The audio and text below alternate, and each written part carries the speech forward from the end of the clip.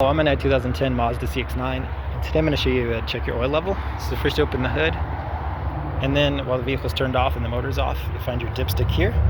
You pull this all the way out, and then I'd wipe it clean with a good rag or a paper towel.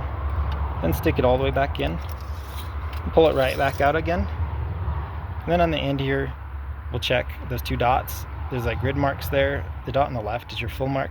The dot on the right is your low mark. So you typically would want to like pretty much right on or really close to that dot on the left.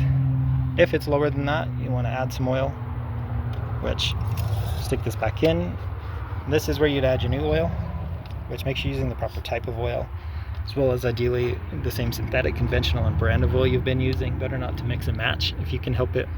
But to add, we'll just unscrew this cap, and then with a funnel or straight from your quart jug, just fill as needed. Try not to overfill as well, because that could cause issues.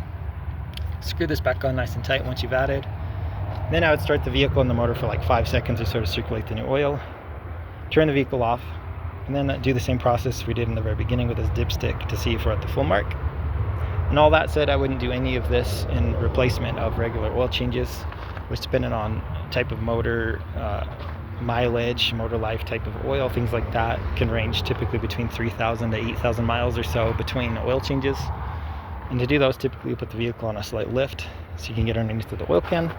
You'll pull the oil plug, drain all the old oil out, replace any filters as needed, screw the plug back in nice and tight, and then we'll come back in from the top again and open this up, and then you'll add all the oil recommended for an oil change for your particular motor type, and screw this back on nice and tight.